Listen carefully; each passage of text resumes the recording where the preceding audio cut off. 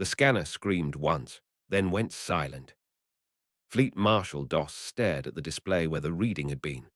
5 Council warships sat at the edge of a system no Council vessel had entered in 6 years. For half a second, something massive had bloomed on every screen at once, bigger than anything in the Council's records, moving faster than the models said matter should move. Then, in the count of 30, it was gone. No trail, no debris, no signature left behind. "Run it again," Doss said. The tech beside him ran it again. The reading came back the same. A supercarrier, human-built, sitting where nothing human should have been able to reach, and then nothing at all. Not destroyed, not retreated. Erased, as if the ship had decided the Council's space wasn't worth existing in. Doss had been told humanity was weak, divided, 2 years removed from a council that no longer wanted them. He had believed it, the way everyone in the chamber had believed it, right up until the moment his own senses told him otherwise. He keyed the retreat order before the silence on the bridge could turn into panic. The report that reached Convergence Point Station 3 days later would not use the word fear. It would call it an unexplained anomaly requiring further study. But Doss, writing it, knew what he had seen. A door that used to be locked from the outside had opened from the inside, and something had walked through it, looked around, and left without asking permission. No warning, no negotiation, no proof it had ever been afraid to stay. You'll want to hear how a species everyone underestimated built something that could vanish in front of an empire's own fleet. Stay close. 2 years earlier, Ambassador Rachel Dunn was still tapping her data pad twice, hoping the translator would fix itself before anyone noticed. It did not fix itself. The device blinked red in her palm, caught on a Cortani dialect word it had mistranslated 3 times already, and the delay stretched half a second too long in a chamber that measured status in half seconds. Somewhere above her, in the tiered seating that put every non-Cortani delegate at a permanent disadvantage, someone laughed. Rachel did not look up. She tapped the pad again, got the correct rendering, and kept speaking as if nothing had happened. "The terms," she said, "ask humanity to accept council oversight of our fleet movements, a cap on our population growth outside Sol, and disarmament of our outer colonies. In exchange, we are offered continued council membership." Speaker Vaughan leaned forward from his elevated seat, blue-gray scales catching the purple light, 3-fingered hands spread in a gesture that had been trained into every young Cortani diplomat as patience toward the unformed. "Ambassador Dunn, your species has held star travel for what, 2 centuries? Perhaps 3. The Council has kept this peace for 10,000 years. Your century is merely a breath. Surely you can see the wisdom in accepting guidance from those who have lived long enough to earn it." Laughter rippled through the chamber again, softer this time, the kind that didn't need to be loud to land. Rachel's jaw tightened, her voice did not. Humanity did not crawl out of caves and cross the stars just to bow before a new set of masters, she said. The chamber went quiet in the particular way rooms go quiet when someone has said something true and inconvenient at the same time. A Cortani delegate near the back, young, ambitious, the kind who mistook volume for conviction, stood without being recognized. "Perhaps," he said, "the Council should simply claim the human worlds directly and save everyone this theater." Vaughan did not silence him. That, more than anything, told Rachel what she needed to know. She closed her data pad.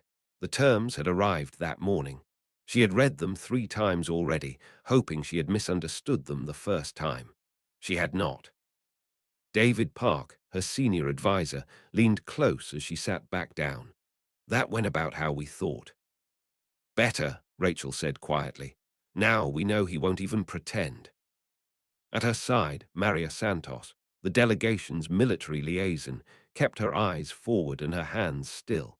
It was the stillness of someone counting exits. Back at Luna Station 2 days later, Rachel stood in Secretary General Adams's office and watched him read the terms on a screen twice the size of her data pad. He read slowly. He did not react until the last line. "They want us disarmed," Adams said, and they call it partnership. They call it guidance, Rachel said. Adams set the tablet down. What's our trade exposure if we walk? Rachel had run the numbers herself twice because she hadn't trusted the first result. Council space accounts for 32% of our total economic activity. We've spent 2 years building markets that don't run through them. Adams was quiet for a long moment. Then he said the thing Rachel had been waiting 2 years to hear someone in power finally say out loud. Let them view it however they wish. We're done asking permission to exist. It was the first relief Rachel's delegation had felt in 2 years, and it lasted exactly as long as it took to board the transport back to Convergence Point. She delivered the withdrawal 3 days after that, standing at the center of the chamber floor instead of the delegates' podium, because she wanted Vaughn to have to look down to dismiss her and feel what that cost him. Effective immediately, she said. Humanity withdraws from the Galactic Council. All human citizens in Council space will be recalled. All trade agreements are terminated. We do not do this in anger. We do this because your terms made clear there was no partnership left to protect. Vaughn's scales rippled. The tell Rachel had learned to read over 2 years of these rooms, the one that meant something had actually landed even when his voice stayed smooth. You'll be back, he said, spreading his hands in that same trained patience. Species always come back. The console will still work when you remember your machines don't. Rachel didn't answer that. She turned and walked out, and behind her the chamber's laughter didn't come this time. That night, from a station 4 systems away from Convergence Point, she gave the order that had been ready for 2 years. Every human citizen in Council space received the same message, at the same hour, on the same day. Come home.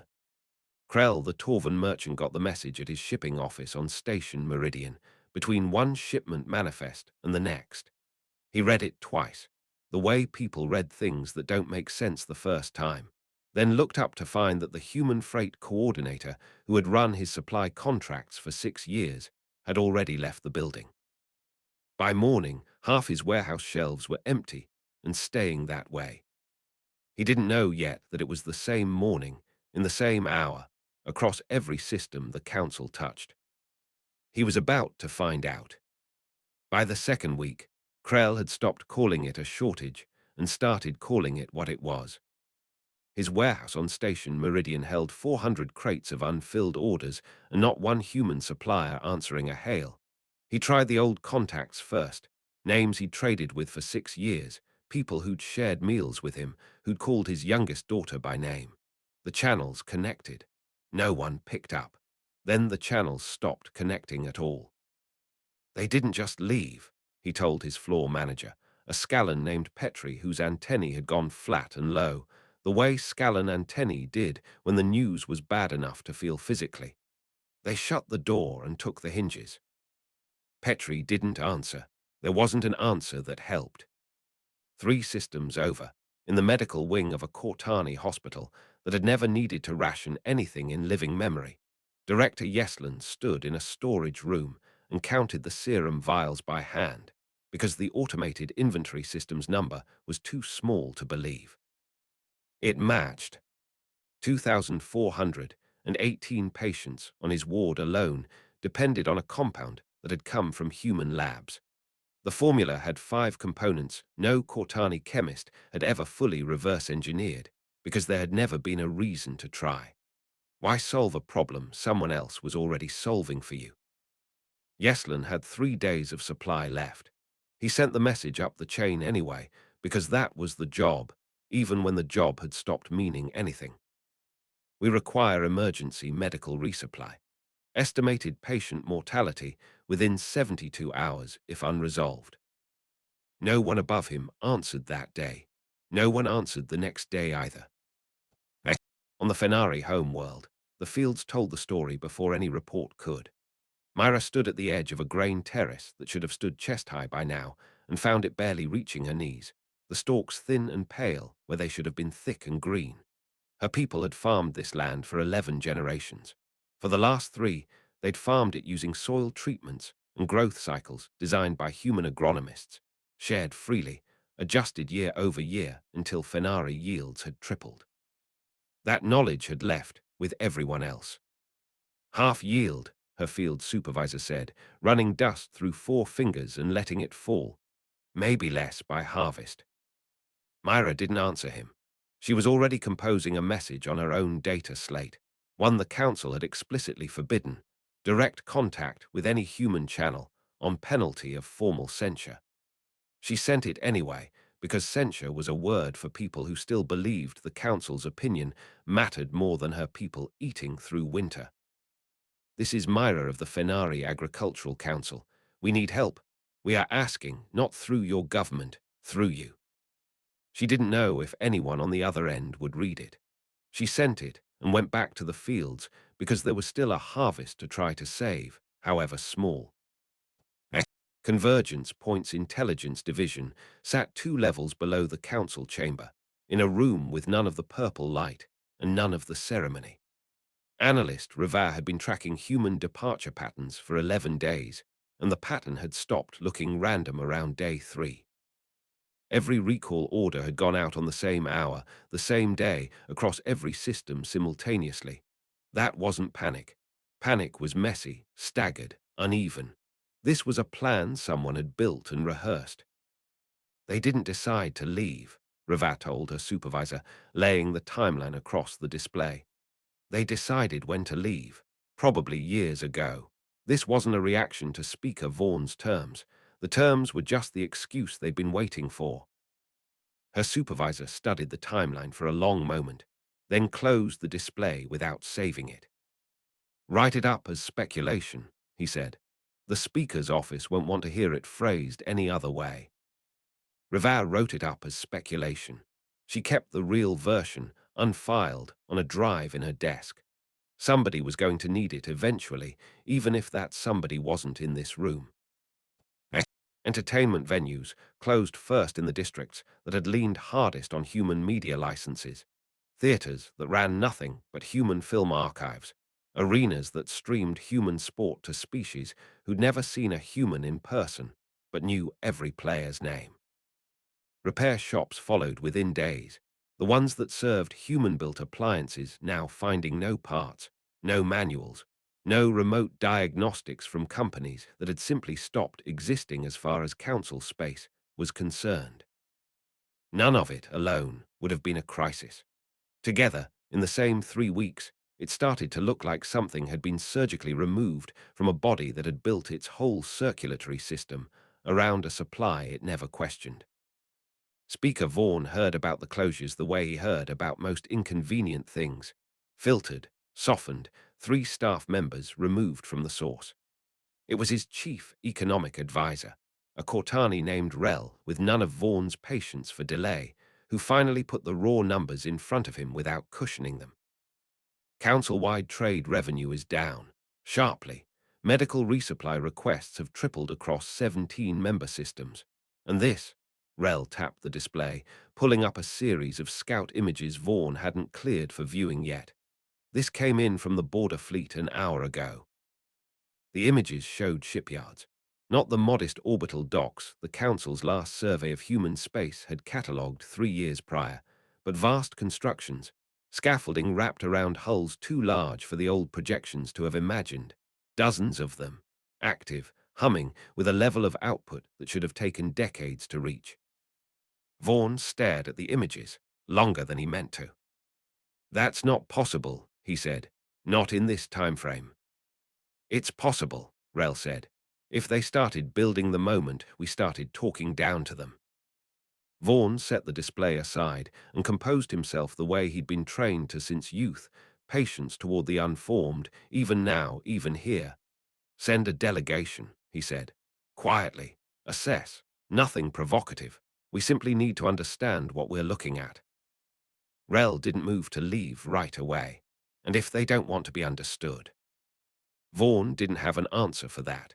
It was the first time in 2 years that he hadn't had one ready. The 5 ships dropped out of transit at Sol's Edge and found nothing waiting for them. No fleet, no welcome committee, Just dark space and a silence that felt, to the delegation's young Cortani pilot, worse than any weapon.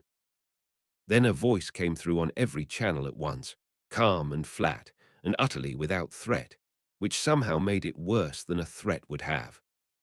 You have entered a boundary you were asked not to cross. You have 30 seconds to reverse course. The pilot looked to his delegation lead for instructions. The delegation lead, a mid-tier Cortani envoy named Ossa who had crossed half the galaxy expecting at minimum a formal reception, found he had none to give. He counted the seconds instead, watching the tactical display, waiting for ships to appear that never did. Whatever was watching them didn't need to be seen to be believed. At 29 seconds, he gave the order to withdraw. They never saw a single human vessel. That was the detail Ossa kept turning over on the transit back, the one he couldn't make sense of no matter how he arranged it. An empty warning, honored anyway, because everyone in that formation understood without being told that the emptiness was the message. Myra didn't expect an answer to her message. She got one anyway, 4 days later, routed through channels that shouldn't have existed anymore, carrying a name she recognized from old agricultural exchange records. This is David Park, human delegation. We received your message. We can have agricultural specialists to Fenari space within 72 hours if your council will let them land. If they won't, we can still send the soil formulas. Your choice. No conditions either way. Myra read it twice, then carried it directly to the Fenari High Council chamber without waiting for permission to request an audience. The vote took 3 days. Half the council argued that accepting help from a species actively defying the Galactic Council was itself an act of defiance the council would punish. The other half pointed out that their grain stores would run dry in 6 weeks regardless of what the council thought about it. The vote passed by 2 seats. Human agricultural specialists landed on Fenari soil 3 days later, exactly as promised. No delay, no fine print. Within a week, the terraces that had gone pale and thin were testing new treatments. Within a month, Fenari had formally withdrawn from the Galactic Council and requested membership in whatever the humans were building instead. They were not the last. Torvan trade routes, already strangled without human shipping contracts, followed within the same season. Krell was the one who stood up in his own merchant guild and made the case nobody else wanted to make first. That 6 years of partnership with humans had built more prosperity than 60 years of council membership ever had. And that loyalty to an institution that let his warehouses sit empty for a lesson in humility wasn't loyalty. It was habit dressed up as principle. The guild voted to leave within the hour. Scallon vendors followed within the month, then 11 more systems by the season's end, each departure smaller than the last, and each one costing the council a little more than the one before. The way a wall doesn't fall from one crack, but from the crack nobody patched before the next one opened beside it. Vaughn found out about the guild vote from Rel, who had stopped softening numbers for him weeks ago and had no intention of starting again now. 83 species, Rel said, setting the tally on the display without ceremony. That's the current count in the Human Alliance Network as of this morning's report. Council membership satisfaction has been declining for 50 years, Speaker. I pulled the old surveys to check. 50 years of member systems saying quietly, in exit interviews nobody read, that they felt unheard.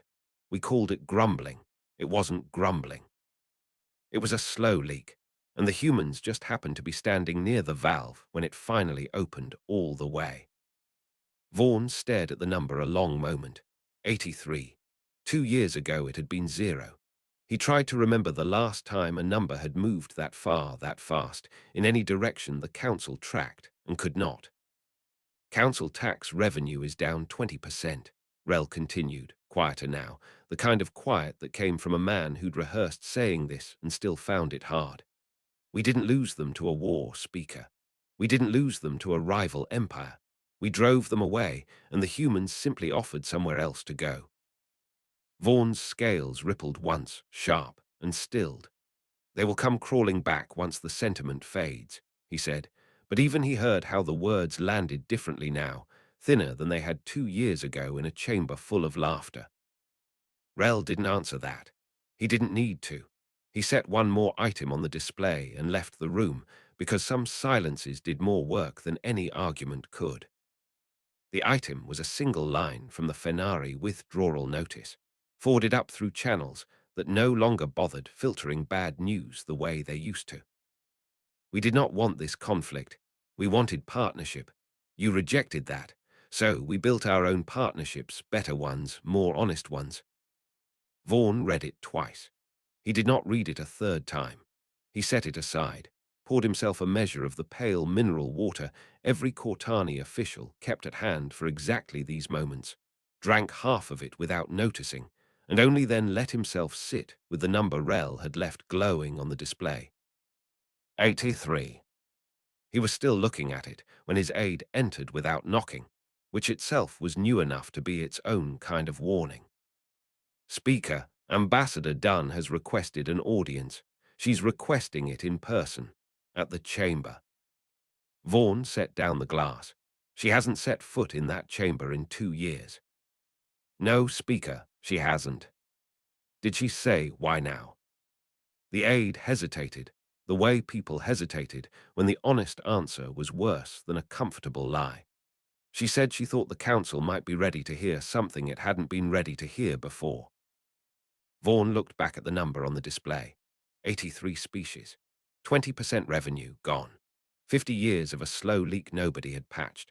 He thought of the young delegate who had once stood in this very chamber and suggested, to laughter, that the council simply claim the human worlds outright, and wondered, for the first time in 2 years, whether that delegate had been the fool in the room after all, or whether the fool had been everyone who'd laughed along with him.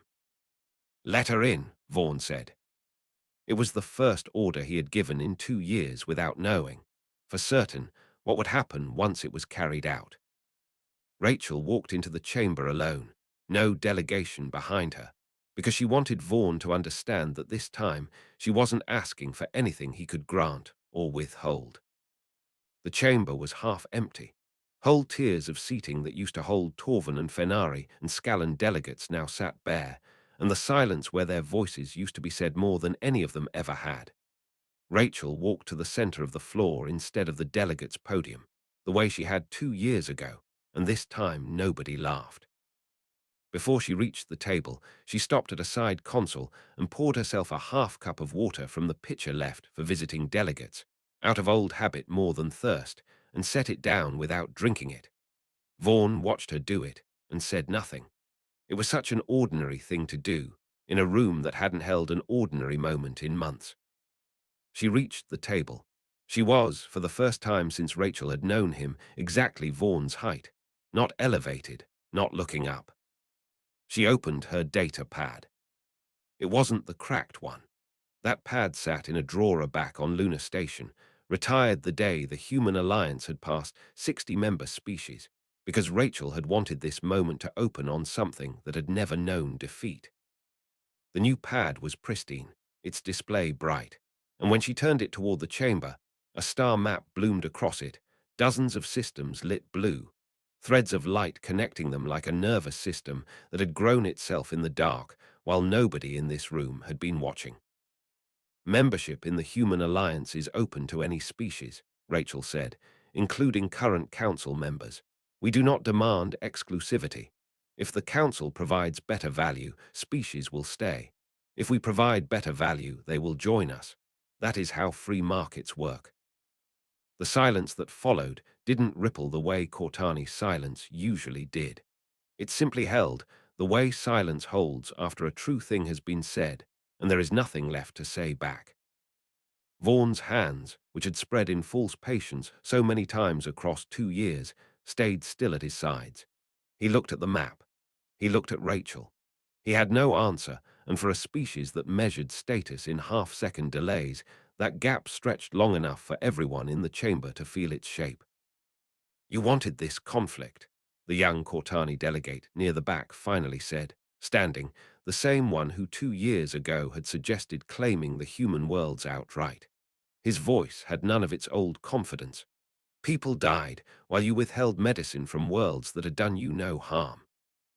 Rachel turned to face him directly, and her voice did not rise because it never had. We did not want this conflict, she said. We wanted partnership. You rejected that. So we built our own partnerships, better ones, more honest ones. She let that sit a moment before she went on. Your government demanded we surrender our sovereignty in exchange for continued permission to exist. We let your people experience the consequences of that demand. We did not create your dependency. We simply stopped filling it for free. The delegate sat back down. Nobody laughed at him this time either. The vote didn't happen that day. It took 3 days, the way most things in that chamber now took 3 days, instead of the swift dismissals Rachel remembered from her first year.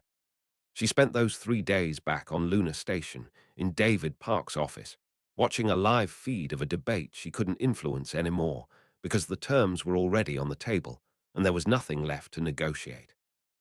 Either the council chose a treaty of equals, or it chose to keep dying by the slow leak Rel had described to Vaughan, the one nobody had patched until it was too late to matter. The margin, when the vote finally closed, was thin enough that David Park read the final tally twice before he believed it. Not because the council trusted humanity now. They didn't, not really, not yet. They voted for the treaty because for the first time in 10,000 years, they had run out of better options, and even institutions built on pride knew the difference between dignity and denial when the number in front of them left no room for either.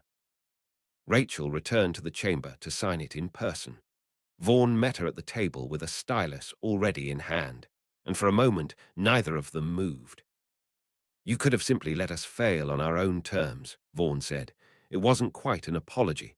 Rachel didn't expect one. Why offer the treaty at all, once you no longer needed us? Because a galaxy where only one voice sets the terms isn't a galaxy, Rachel said. It's an empire with better manners. We didn't leave the council to become the thing we walked away from. Vaughan signed first. He did not smile when he did it, and Rachel did not smile either, because there was nothing to celebrate in a signature that had cost this many warehouses, this many withered fields, this many patients who hadn't made it to see it. There was only the fact of it, finished, real, a line on a page where 2 years of half-second delays had finally run out of room to hide.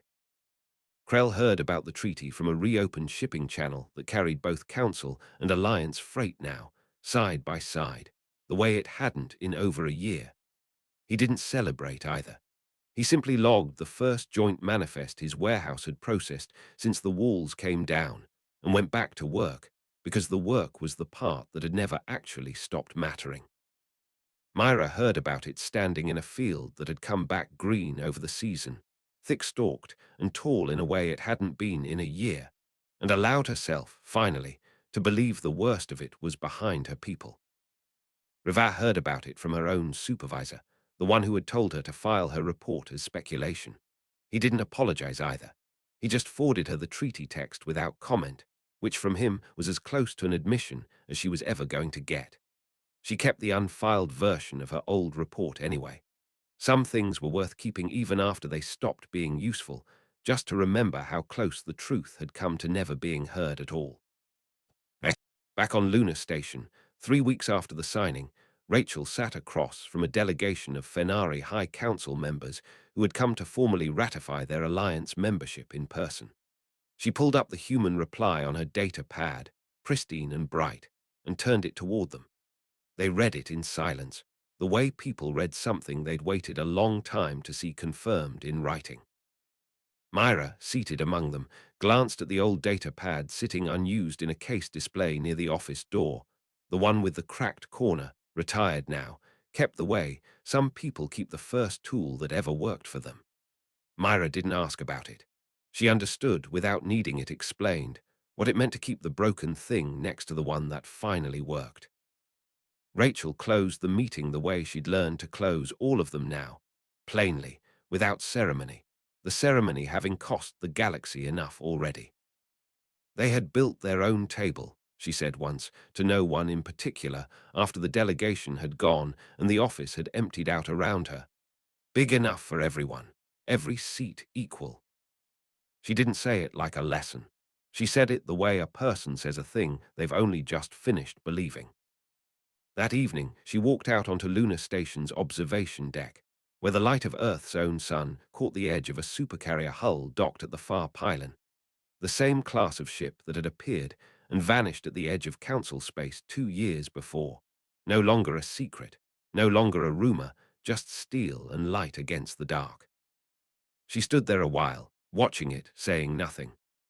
Behind her, on the desk in the empty office, the old data pad sat closed in its case, cracked corner catching the last of the sunset, next to the new one still glowing faintly with the star map nobody had turned off yet.